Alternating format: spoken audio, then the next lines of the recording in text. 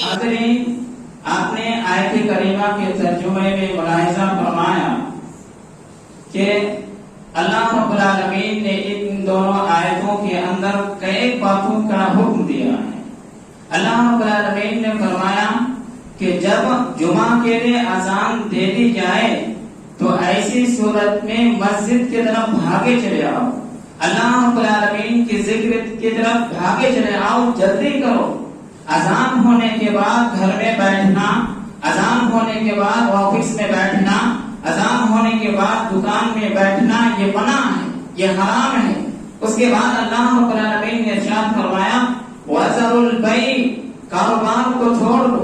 اذان ہونے کے بعد کاروبار کرنا، اذان ہونے کے بعد خرید و فروخت کرنا، اذان ہونے کے بعد دکان میں بیٹھنا، سودا کرنا، یہ ساری کی ساری تمام چیزوں کو چھوڑ دینا ہے۔ اگر کوئی کرتا ہے تو ایسی صورت میں وہ حرام کام کرتا ہے۔ علماء نے کہا ہے کہ اس پر کاروبار کرنا حرام ہے، بیع و فروخت کرنا حرام ہے، تجارت کرنا حرام ہے، بزنس کرنا حرام ہے، دکان میں بیٹھے رہنا حرام ہے، آفس میں بیٹھے رہنا حرام ہے، اور اس کی وجہ سے جو کمائی ہونے والی ہے، جو پیسے حاصل ہونے والے ہیں، جو روپے اپنے جیب میں آنے والے ہیں، وہ ساری کی ساری چیزیں حرام ہیں، وہ ساری کی ساری چیزیں حرام ہیں۔ تو اذان ہونے کے بعد مسجد کی طرف جلدی کرنا، مسجد کی طرف آنا، مسجد کی طرف اکٹھا ہونے کی کوشش کرنا، یہ کیا ہے؟ اللہ رب العالمین کا حکم ہے۔ میرے بھائیوں، اللہ رب العالمین نے آگے ارشاد فرمایا ذالکم خیر لکم ان کنتم تعلمون، کہ اگر تم سمجھ سکو تو یہ چیزیں تمہارے حق میں بہت زیادہ فائدہ مند، بہت زیادہ فائدہ مند ہے۔ اور اس کے بعد اللہ رب العالمین نے ارشاد فرمایا فَإِذَا قُضِيَتِ الصَّلَاةُ فَانتَشِرُوا فِي الْأَرْضِ وَابْتَغُوا مِنْ فَضْلِ اللَّهِ، کہ جب تم نماز سے فارغ ہو جاؤ، جمعہ کی نماز ادا کر لو، تو ایسی صورت میں تجارت کے لیے نکل جاؤ، اللہ رب العالمین کا رزق تلاش کرو، اللہ رب العالمین کا فضل تلاش کرو، کام کرنے والا کام میں لگ جائے، آفس میں بیٹھنے والا آفس میں چلا جائے، دکان چلانے والا دکان میں چلا جائے، تجارت کرنے والا تجارت کے لیے نکل جائے۔ الغرض ہر وہ آدمی جو کسی چیز سے جڑا ہوا ہے اسے زمین میں پھیل جانا چاہیے، اور اللہ رب العالمین کا رزق اور اللہ رب العالمین کا فضل تلاش کرنا چاہیے۔ اگر اللہ رب العالمین نے فرمایا وَاذْكُرُوا اللَّهَ كَثِيرًا لَعَلَّكُمْ تُفْلِحُونَ، کہ آج جمعہ کا دن ہے، اس دن اللہ رب العالمین کو کثرت سے یاد کیا کرو، اللہ رب العالمین کا ذکر کرو، اللہ رب العالمین کے ذکر سے اپنے زبان کو تر رکھو۔ کیوں ایسا کرو؟ لعلکم تفلحون، تاکہ تم کامیاب ہو جاؤ۔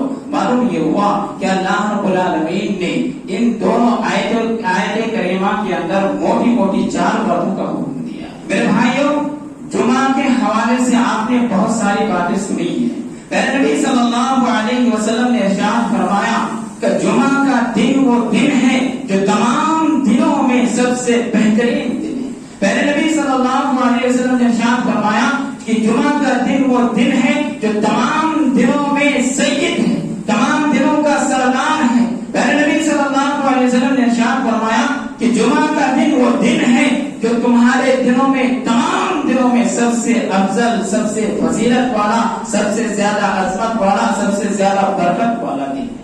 میرے بھائیوں، نبی کریم صلی اللہ علیہ وسلم کی انہی احادیث کو سامنے رکھتے ہوئے ابن القیم رحمہ اللہ نے ایک بڑی بات کہی ہے۔ انہوں نے کہا ہے کہ جس طرح سال کے 11 مہینوں پر رمضان المبارک کو فضیلت حاصل ہے، اسی طرح ہفتے کے 6 دنوں پر جمعہ کے دن کو فضیلت حاصل ہے۔ ہفتے کے 6 دنوں پر جمعہ کے دن کو فضیلت حاصل ہے۔ میرے بھائیوں، ازراہ فضیلت جس طرح رمضان المبارک کا مہینہ بقیہ مہینوں پر عظمت والا مہینہ ہے، فضیلت رکھتا ہے، برتری رکھتا ہے، عظمت رکھتا ہے، اسی طرح بقیہ 6 دنوں پر جمعہ کا دن فضیلت رکھتا ہے۔ میرے بھائیوں، نبی کریم صلی اللہ علیہ وسلم نے ارشاد فرمایا کہ جمعہ کا دن وہ دن ہے جو یوم النحر اور یوم الفطر سے بھی افضل دن ہے۔ یعنی عید کے حوالے سے آپ نے سنا ہے، عید الاضحیٰ کے حوالے سے آپ نے سنا ہے کہ عید الاضحیٰ کا دن وہ دن ہے جو اللہ رب العالمین کو بہت زیادہ پسند ہے. اللہ رب العالمین کو وہ دن اس لیے پسند ہے کیونکہ اللہ رب العالمین کے نام پر اس دن سینکڑوں جانور ذبح کیے جاتے ہیں, ان کی قربانی کی جاتی ہے. اسی لیے وہ دن اللہ رب العالمین کو بہت زیادہ فضیلت والا ہے. اللہ رب العالمین کے نزدیک وہ دن عظمت والا ہے. لیکن پیارے نبی صلی اللہ علیہ وسلم نے ارشاد فرمایا کہ یوم النحر اور یوم الفطر ان دونوں دنوں سے بھی زیادہ فضیلت والا دن جمعہ کا دن ہے. یہی وجہ ہے کہ اللہ رب العالمین نے جمعہ کے دن بڑے بڑے فیصلے کیے ہیں. پہلے نبی صلی اللہ علیہ وسلم نے ارشاد فرمایا کہ جمعہ کے دن حضرت آدم علیہ السلام کو پیدا کیا. اللہ رب العالمین نے جمعہ کے دن ہی حضرت آدم علیہ السلام کو جنت میں داخل کیا. اللہ رب العالمین نے جمعہ کے دن ہی حضرت آدم علیہ السلام کو جنت سے نکالا. اللہ رب العالمین نے جمعہ کے دن ہی حضرت آدم علیہ السلام کی توبہ قبول کی. اور جمعہ کے دن ہی اللہ رب العالمین نے حضرت آدم علیہ السلام کو کون سے دوچار کیا؟ موت دی. اور اسی طرح نبی صلی اللہ علیہ وسلم نے ارشاد فرمایا کہ جمعہ کا دن ہی وہ دن ہے جس میں قیامت قائم ہوگی, جس میں قیامت قائم ہوگی. یہی وجہ ہے کہ انسان اور جن, انس اور جن کے علاوہ جتنے بھی مخلوقات روئے زمین کے اندر پائے جاتے ہیں, کائنات کے اندر پائے جاتے ہیں, آسمان کے نیچے اور زمین کے اوپر, اسی طرح زمین کے نیچے جو مخلوقات پائے جاتے ہیں, یہ سارے کے سارے مخلوقات اللہ رب العالمین سے ڈرتے ہوئے جمعہ کے دن سے بھی ڈرتے ہیں. پہلے نبی صلی اللہ علیہ وسلم نے ارشاد فرمایا ما من ملک مقرب ولا سماء ولا ارض ولا ریاح ولا جبال ولا بحر, کہ کوئی مقرب فرشتہ ایسا نہیں ہے جو جمعہ کے دن سے نہ ڈرتا ہو. ولا سماء ولا سماء, اور آسمان بھی اللہ رب العالمین سے ڈرتے ہوئے جمعہ کے دن سے ڈرتا ہے. ولا ارض, اور یہ زمین بھی اللہ رب العالمین سے ڈرتے ہوئے جمعہ کے دن سے ڈرتی ہے. اسی طرح ولا ریاح, یہ ہوا بھی ڈرتی ہے, اسی طرح پہاڑ بھی ڈرتے ہیں, اسی طرح سمندر بھی ڈرتے ہیں. پیارے نبی صلی اللہ علیہ وسلم نے ارشاد فرمایا کہ کوئی ایسی چیز نہیں ہے جو جمعہ کے دن سے نہ ڈرتی ہو.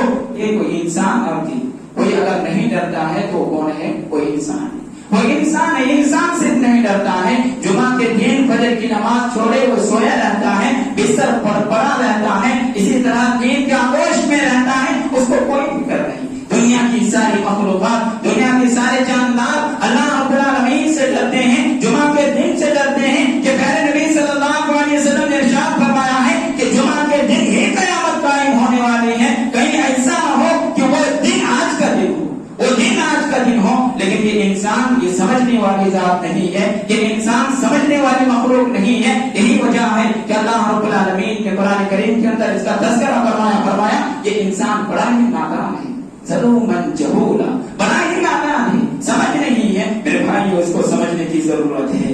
جمعہ کے حوالے سے پیارے نبی صلی اللہ علیہ وسلم نے ارشاد فرمایا الجمعۃ حق واجب علی کل مسلم, الجمعۃ حق واجب علی کل مسلم فی جماعت, کہ جمعہ کے دن جمعہ کے لیے حاضر ہونا ہر مسلمان پر فرض, ہر مسلمان پر فرض ہے. عاقل ہو, بالغ ہو, اور اگر بیماریوں سے وہ پاک ہو تو ایسی صورت میں مسجد کی حاضری اس کے لیے لازم ہے, مسجد کی حاضری اس کے لیے ضروری ہے. مسجد میں جمع ہونا, مسجد میں اکٹھا ہونا, اور اسی طرح خطیب کا خطبہ سننا, جماعت کے ساتھ نماز پڑھنا, یہ لازم ہے, یہ ضروری ہے. نبی صلی اللہ علیہ وسلم نے ارشاد فرمایا الا اربعۃ, 4 قسم کے لوگ ایسے ہیں جن پر جمعہ فرض نہیں, جن پر جمعہ فرض نہیں ہے. ان میں سے عبد مملوک, پہلی قسم کے لوگ وہ جو غلامی کی زندگی بسر کرتے ہیں, غلامی کی زندگی بسر کرتے ہیں. غلام جو ہے اس کی کوئی حیثیت نہیں ہے میرے بھائی, مال کی حیثیت ہے. جس طرح مال کو آپ جب چاہتے ہو بیچ دیتے ہو, جب چاہتے ہو رکھ دیتے ہو, جب چاہتے ہو جمع کر دیتے ہو, جب چاہتے ہو دوسروں کو دے دیتے ہو, اس کی کوئی حیثیت نہیں ہے. اس طرح غلام کی حیثیت ہے, غلام کی بھی کوئی حیثیت نہیں ہے. لہذا اگر ان کا آقا, ان کا مالک اگر ان کو اجازت دے کہ جمعہ کے لیے جا سکتے ہو تو جمعہ کے لیے آ سکتا ہے, اور اگر اجازت نہ دے تو ایسی صورت میں اس کو گھر میں رہتے ہوئے ظہر پڑھنا ہے, اس کو گھر میں رہتے ہوئے ظہر پڑھنا ہے. اسی طرح پیارے نبی صلی اللہ علیہ وسلم نے ارشاد فرمایا ابھی مراتن, اس کے بعد کیا عورت, خواتین بھی, اس کے لیے جمعہ فرض نہیں, اس کے لیے جمعہ فرض نہیں ہے. لیکن میرے بھائیو یہ مت سمجھنا کہ جمعہ عورتوں کے لیے فرض نہیں ہے, خواتین کے لیے جمعہ میں مسجد میں حاضری دینا یہ فرض نہیں ہے، لہذا ہم اپنے گھر کے خواتین کو مسجد نہیں لے جائیں گے یا جانے نہیں دیں گے۔ آج عورتوں کے اندر جتنی جہالت پائی جاتی ہے، اگر میں یہ کہوں کہ اس کی وجہ یہی ہے کہ ہمارے گھر کی خواتین مسجدوں کو حاضری نہیں دیتی ہیں، بازاروں کو جاتی ہیں، شاپنگ ہال کو جاتی ہیں اور مارکیٹ کرنے کے لیے جاتے ہیں، جہاں چاہتی ہے وہاں جاتی ہے، لیکن مسجد نہیں آتی ہے تو یہ بھیجا نہیں ہوگا۔ اسی طرح پیارے نبی صلی اللہ علیہ وسلم نے ارشاد فرمایا اور سبی، اگر کوئی بچہ ہے تو بچے پر جمعہ فرض نہیں ہے، بچے پر جمعہ ضروری نہیں ہے۔ اسی طرح نبی کریم صلی اللہ علیہ وسلم نے ارشاد فرمایا اور مریض، اگر کوئی مریض ہے، ایسی بیماری میں مبتلا ہے جو مسجد تک آ نہیں سکتا، مسجد تک آنے کی سکت نہیں ہے، طاقت نہیں ہے، قوت نہیں ہے، تو ایسی صورت میں اس کو گھر میں رہتے ہوئے ظہر پڑھنا ہے۔ اور اس کے علاوہ ایک اور چیز ہے، مطلب اس پر اجماع ہے کہ اگر مسافر ہے تو ایسی صورت میں مسافر پر بھی جمعہ فرض نہیں ہے، مسافر کو بھی کیا کرنا ہے؟ ظہر پڑھنا ہے۔ تو یہ 5 قسم کے لوگ ہیں جن پر جمعہ فرض نہیں ہے۔ اس کے علاوہ اگر کوئی دوسرا آدمی ہے، تیسرا آدمی ہے، نوجوان ہے، تندرست ہے، صحت مند ہے، جوانی بالکل عروج پر ہے، اور اس کے باوجود وہ گھروں میں بیٹھا رہتا ہے، گھروں میں وہ لیٹا رہتا ہے، اپنے کاروبار میں بزی رہتا ہے، تجارت میں مشغول رہتا ہے، تو ایسی صورت میں ایسے لوگوں کو یاد رکھنا چاہیے۔ پیارے نبی صلی اللہ علیہ وسلم نے ایسے لوگوں کو وارننگ دیتے ہوئے ارشاد فرمایا کہ میرا دل چاہتا ہے کہ میں ایک آدمی کو نماز پڑھانے کا حکم دوں اور جن لوگوں کو لے کر بستیوں میں نکل جاؤں اور ان لوگوں کے گھروں میں آگ لگا دوں جو لوگ جمعہ کے وقت مسجد میں گھروں میں بیٹھے رہتے ہیں، گھروں میں جو لوگ بیٹھے رہتے ہیں ان کے گھروں میں آگ لگا دوں۔ پیارے نبی صلی اللہ علیہ وسلم نے ایسے لوگوں کو یہ وارننگ دی ہے۔ لہذا معلوم یہ ہوا کہ ہر عاقل و بالغ صحت مند انسان کو مسجد میں حاضر ہونا اور جماعت کے ساتھ جمعہ پڑھنا یہ ضروری ہے، یہ لازم ہے۔ اسی طرح پیارے نبی صلی اللہ علیہ وسلم نے جمعہ کے کچھ آداب بتائے ہیں کہ جمعہ ہر ایک کو جمعہ کے لیے آنا ہے، مسجد میں حاضر ہونا ہے، حاضری دینا ہے۔ اس کے آداب کیا ہیں؟ نبی کریم صلی اللہ علیہ وسلم نے ارشاد فرمایا غسل یوم الجمعہ واجب علی کل محتلم، کہ ہر بالغ مرد پر جمعہ کے دن غسل کرنا یہ واجب ہے۔ اب واجب کو بہت سارے علماء نے لازم کے معنی میں لیا ہے، فرض کے معنی میں لیا ہے، اور بہت سارے علماء نے استحباب پر محمول کیا ہے، یعنی اگر کوئی نہاتا ہے تو اچھا کام کرتا ہے، لیکن صحیح بات یہ ہے کہ جمعہ کے دن غسل کرنا یہ سنت موقدہ ہے، یہ سنت موقدہ ہے۔ پیارے نبی صلی اللہ علیہ وسلم نے اس کی تلقین فرمائی ہے، اور اس کی شروعات اس وقت ہوئی جب پیارے نبی صلی اللہ علیہ وسلم ایک مرتبہ اس طرح خطبہ دے رہے تھے اور لوگ جمع ہوئے تھے جمعہ کے لیے، اور گرمی کا موسم تھا، بہت زیادہ بدبو آ رہی تھی، اور لوگ اونی کپڑے پہنے ہوئے تھے، شدت کی گرمی پڑ رہی تھی، اور لوگ اس زمانے میں مزدوری کیا کرتے تھے، پیٹ پر مال کو اٹھایا کرتے تھے، تو اس کی وجہ سے بہت زیادہ پسینے سے شرابور ہو جاتے تھے۔ تو میرے نبی صلی اللہ علیہ وسلم نے ارشاد فرمایا کہ جب تم میں سے کوئی جمعہ کے لیے آئے تو چاہیے کہ وہ غسل کر کے آئے۔ پہلے نبی صلی اللہ علیہ وسلم نے ارشاد فرمایا کہ جب تم میں سے کوئی جمعہ کے لیے آئے تو چاہیے کہ وہ غسل کر کے آئے۔ نبی کریم صلی اللہ علیہ وسلم نے غسل کرنے پر ابھارا ہے۔ ہمیں سے ہر ایک کو چاہیے کہ اگر ہم جمعہ کے لیے آ رہے ہیں تو ایسی صورت میں پہلی فرصت میں کیا کر لیں؟ غسل کر لیں۔ دعا ہے رب العالمین ہم تمام لوگوں کو اس کی توفیق عطا فرمائے۔ اسی طرح دوسرا کا بتایا گیا ہے کہ لباس کا خاص خیال رکھا جائے، لباس کا خاص خیال رکھا جائے۔ پیارے نبی صلی اللہ علیہ وسلم کے زمانے میں جہاں اسباب کی کمی تھی، روزے کی کمی تھی، مال دولت کی کمی تھی، روپے پیسے کی کمی تھی، اسی طرح کپڑوں کی بھی کمی تھی، ایسے وقت میں پیارے نبی صلی اللہ علیہ وسلم جمعہ کے دن کے لیے ایک لباس کو خاص کر رکھا تھا، مختص کر رکھا تھا، اور نبی کریم صلی اللہ علیہ وسلم اس لباس کو جمعہ کے دن صرف زیبتن فرماتے تھے، پہنا کرتے تھے، اور جب کوئی وقت آتا تھا، کوئی باہر سے لوگ آتے تھے، تو ایسی صورت میں آپ صلی اللہ علیہ وسلم اس لباس کو زیبتن فرمایا کرتے تھے۔ معلوم یہ ہوا کہ جمعہ کے دن اچھے سے اچھا لباس پہننا، صاف ستھرا لباس پہننا یہ نبی کریم صلی اللہ علیہ وسلم کے تعلیمات کی عین مطابق ہے۔ اسی طرح نبی کریم صلی اللہ علیہ وسلم نے آئے ہیں وہ ہے خوشبو لگانا، وہ خوشبو لگا۔ پیارے نبی صلی اللہ علیہ وسلم نے ارشاد فرمایا وَلْيُمَسَّ أَحَدُكُم مَّا يَجِدْ مِن دُهْنِهِ وَطِيبِهِ، مَا يَجِدْ مِن دُهْنِهِ وَطِيبِهِ، کہ تم میں سے اگر کوئی استطاعت رکھتا ہے، طاقت رکھتا ہے، قوت ہے، اتنے پیسے ہیں کہ وہ تیل خرید سکتا ہے، وہ ادھر خرید سکتا ہے، خوشبو لگا سکتا ہے، تو ایسے لوگوں کو چاہیے کہ وہ ضرور اس کا استعمال کریں، ضرور اس کا استعمال کریں۔ میرے بھائیوں، ان تمام چیزوں کی وجہ کیا بنی؟ ان تمام چیزوں کی وجہ کیا بنتی ہے؟ یہ بنتی ہے لوگوں کو تکلیف نہیں ہونا۔ ہمارے بدن سے پسینہ نکلتا ہے، بدبوئیں آتی ہیں، اس بدبو سے، اس پسینے کی بو سے کسی کو تکلیف نہیں ہونا۔ یہی وجہ ہے کہ پیارے نبی صلی اللہ علیہ وسلم نے اس آدمی کو منع فرمایا جو بعد میں آیا تھا اور آنے کے بعد پہلے سب میں آنے کی کوشش کر رہا تھا۔ نبی کریم صلی اللہ علیہ وسلم نے ان کو منع فرمایا اور سخت انداز میں منع فرمایا اور کہا کہ تم بیٹھ جاؤ، تم نے لوگوں کو تکلیف پہنچائی ہے، تم نے لوگوں کو تکلیف پہنچائی ہے۔ اور یہ ہر مسجد کا معاملہ ہے، ہر مسجد میں کوئی نہ کوئی ہر جمعہ اس طرح کا آدمی مل ہی جاتا ہے جو دوران خطبہ بعد میں آنے کے باوجود پہلے سب میں آنے کی کوشش کرتے ہیں۔ میرے بھائیوں، جہاں ان کی غلطی ہے کہ وہ بعد میں آ کر پہلے آنے کی کوشش کرتے ہیں، پہلے سب میں بیٹھنے کی کوشش کرتے ہیں، پہلے سب میں نماز پڑھنے کی کوشش کرتے ہیں، وہی پہلے آنے والوں کی بھی غلطی ہے۔ پہلے آنے والے لوگوں سے میں یہی کہنا چاہتا ہوں جو پیارے نبی صلی اللہ علیہ وسلم نے کہا تھا کہ تم لوگ ملائکہ کی طرف سب بندے کیوں نہیں کرتے، فرشتوں کی طرح تم لوگ سب بندے کیوں نہیں کرتے؟ صحابہ کرام نے عرض کیا اللہ کے رسول صلی اللہ علیہ وسلم یہ فرشتے کس طرح سب بندی کرتے ہیں؟ اللہ کے رسول صلی اللہ علیہ وسلم نے ارشاد فرمایا کہ پہلے وہ پہلی صف کو مکمل کرتے ہیں، اس کے بعد دوسری صف کو مکمل کرتے ہیں، اس کے بعد تیسری صف کو مکمل کرتے ہیں۔ لوگوں کو کیا ہو گیا ہے؟ لوگوں کو کیا ہو گیا ہے؟ وہ آتے ہیں پیچھے ہی بیٹھنا پسند کرتے ہیں۔ کیا پہلے صف میں آنے کے لیے پیسے دینے پڑتے ہیں؟ کیا پہلے صف میں آنے کے لیے کوئی ٹکٹ لینا پڑتا ہے؟ کیوں پہلے صف میں آنا نہیں چاہتے؟ میرے بھائیوں، نبی کریم صلی اللہ علیہ وسلم نے ارشاد فرمایا کہ مردوں کا سب سے بہترین صف پہلی صف ہے، بہترین صف پہلی صف ہے، اور خواتین کا سب سے بہترین صف پچھلی صف ہے۔ کیا آپ پچھلے صف میں بیٹھ کر یا نماز پڑھ کر یہ ظاہر کرنا چاہتے ہیں کہ عورتوں کی ایک صفت آپ کے اندر پائی جاتی ہے؟ نعوذ باللہ۔ میرے بھائیوں، بات کڑوی ہے لیکن حقیقت یہی ہے، اگر آپ پہلے آتے ہیں تو آپ کو پہلے صف میں بیٹھنے کی کوشش کرنا چاہیے۔ اسی طرح میرے بھائیوں، نبی کریم صلی اللہ علیہ وسلم نے جو ہمیں آداب بتائے ان میں سے ایک یہ ہے کہ ہم جمعہ کے لیے جلدی کریں، جمعہ کے لیے جلدی کریں۔ نبی کریم صلی اللہ علیہ وسلم نے ارشاد فرمایا الملائکۃ یکتبون الاول فالاول، کہ جب جمعہ کا دن آتا ہے تو فرشتے مسجد کے ہر دروازے پر بیٹھ جاتے ہیں اور رجسٹر ہاتھ میں لیے ہوئے ہوتے ہیں، ہر ایک کا نام نوٹ کرتے ہیں۔ نبی صلی اللہ علیہ وسلم نے فرمایا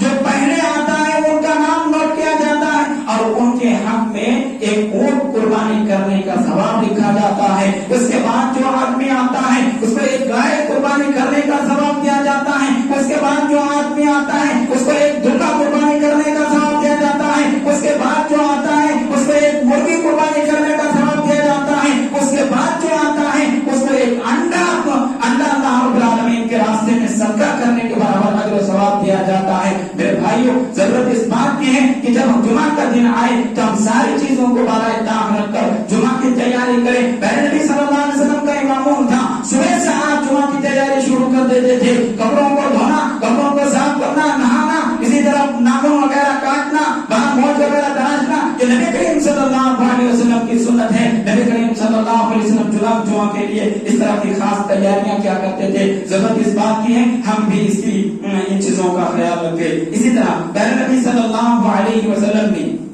تحیۃ المسجد کے لیے بھی ابھارا ہے، تحیۃ المسجد کے لیے بھی ابھارا ہے۔ اللہ کے رسول صلی اللہ علیہ وسلم ایک مرتبہ خطبہ دے رہے تھے، ایک آدمی آیا اور آنے کے بعد وہ بیٹھ گیا۔ پہلے نبی صلی اللہ علیہ وسلم نے پوچھا کیا تم نے نماز پڑھ لی؟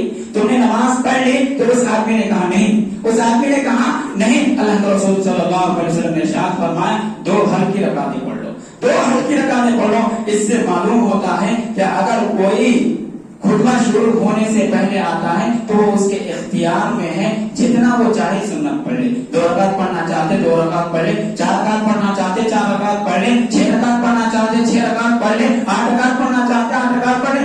حد نہیں ہے، حد بندی نہیں کی گئی ہے، جتنا آپ کو وقت ملا ہے اس حساب سے آپ پڑھ لیجیے۔ لیکن اگر خطبہ شروع ہونے کے بعد آپ آئے ہیں تو ایسی صورت میں آپ کو بیٹھنا نہیں ہے، بلکہ 2 ہلکی رکعتیں پڑھ کے بیٹھنا ہے۔ ہلکی रकातें इसलिए कहा गया है क्योंकि खुतबा सुनना ये क्या है, जरूरी है। हल्की का मतलब ये भी नहीं है कि हम उसमें कुछ पढ़े ही ना, बस कौवे की चोट की तरह हमारे वो बैठ गए और उसके बाद पढ़ नहीं, बल्कि हल्की रकात का मतलब ये है कि जो हम किरात लंबी करते हैं आम नमाजों में उस तरह लंबी किरात ना करें, मुख्तसर छोटी सी सूरत पढ़ के हम क्या करें, नमाज को मुख्तसर करने की कोशिश करें। इसी तरह प्यारे नबी सल्लल्लाहु अलैहि वसल्लम ने खुतबे को गौर से सुनने पर उभारा है। कुछ लोग आते हैं मस्जिद में आने के बाद ऐसा मालूम होता है कि बहुत बड़ा एहसान कर रहे हैं, मस्जिद में आ रहे हैं तो बहुत बड़ा एहसान कर रहे हैं। खुतबा सुनना या किसी तरह खुतबे में लोगों को जागरूक रखना, खुतबे को ध्यान से सुनना, ये सिर्फ खतीब की जिम्मेदारी। खतीब जोर से चिल्लाएंगे, पुकारेंगे, बहुत बुलंद आवाज से कहेंगे तभी हम सुनेंगे, वरना फिर लोग क्या करते हैं, इधर गर्दन लटकाए हुए, इधर गर्दन लटकाए हुए, इधर टेक लगाए हुए, इधर टेक लगाए हुए, क्या करते हैं, सोते रहते हैं। आइए सुनिए, प्यारे नबी सल्लल्लाहु अलैहि वसल्लम ने इरशाद फरमाया, बल्कि ये वाक़या अहद नबवी का है। हजरत उबय बिन काब रज़ी अल्लाह ताला फरमाते हैं कि अल्लाह के रसूल सल्लल्लाहु अलैहि वसल्लम खुतबा दे रहे थे और इसी दौरान आप सल्लल्लाहु अलैहि वसल्लम ने सूरतुल मुल्क की तिलावत फरमाई। अब तिलावत फरमाने के बाद आप सल्लल्लाहु अलैहि वसल्लम ने हमें वाज फरमाया, नसीहत फरमाई। उसके बाद क्या होता है, अबू ज़र रज़ी अल्लाह ताला अन्हु वो हजरत उबय बिन काब से सवाल करते हैं, पूछते ये सूरह कब नाज़िल हुई, ये सूरत कब नाज़िल हुई।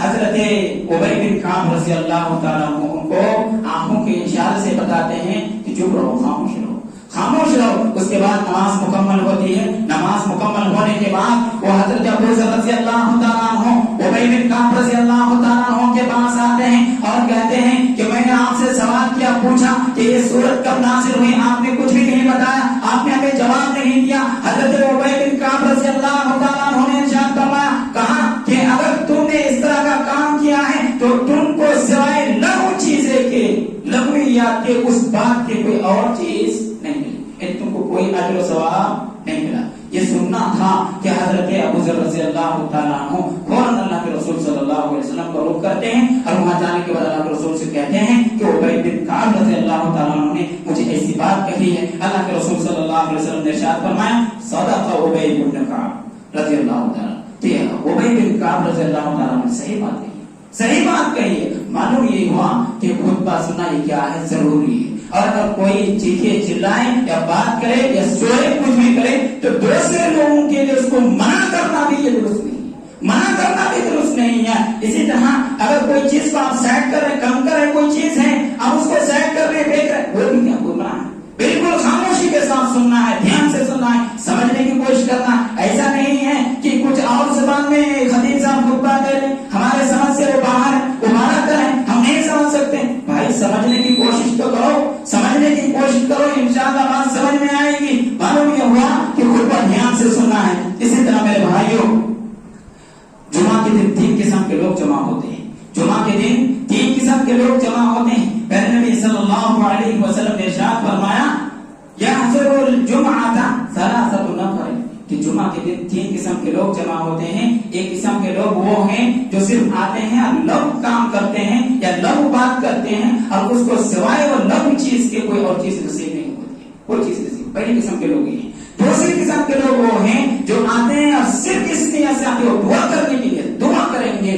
उनको उनकी दुआ अल्लाह रब्बुल आलमीन अगर चाहते तो कबूल कर लेते और चाहते तो रद्द कर देते। ये दूसरी किस्म के लोग हैं। इसी तरह तीसरी किस्म के लोग वो हैं जो आते हैं और सुकून से बैठते हैं, जितना उनको मौका मिलता है उस हिसाब से सुन्नत पढ़ते हैं और खतीब के खुतबे को ध्यान से सुनते हैं और लघु चीजों से गुरेज करते हैं, दूसरों को तकलीफ पहुंचाने से गुरेज करते हैं और उसके बाद इमाम के साथ जमात के साथ वो क्या करते हैं, नमाज पढ़ते हैं। ये वो आदमी है जिसके हवाले से प्यारे नबी सल्लल्लाहु अलैहि वसल्लम ने इरशाद फरमाया कि एक जुमा से लेकर दूसरे जुमा तक किस किस को गुनाह है इसको माफ कर दिए जाते हैं। बस 3 दिन और यानी कुल 10 दिन के सारे गुनाहों के क्या कर दिए जाते हैं, माफ कर दिए जाते हैं। नबी करीम सल्लल्लाहु अलैहि वसल्लम ने इरशाद फरमाया कि अगर कोई इंसान गुस्ल करता है, उसके बाद जुमा के लिए आता है और उसके बाद जो उसे नसीब होती है वो सुन्नत पढ़ते हैं, सुम्मा अमसता, फिर वो खामोशी का मुशाहिदा करते हैं, सुकून से बैठे रहते हैं, हत्ता यफ्रुगा मिन खुतबतिही, यहाँ तक कि खतीब खुतबे से फारिग हो जाते हैं, सुम्मा युसल्ली मअहू, फिर उसके साथ वो नमाज पढ़ते हैं। वक़िला लहू मा बैनहु व बैन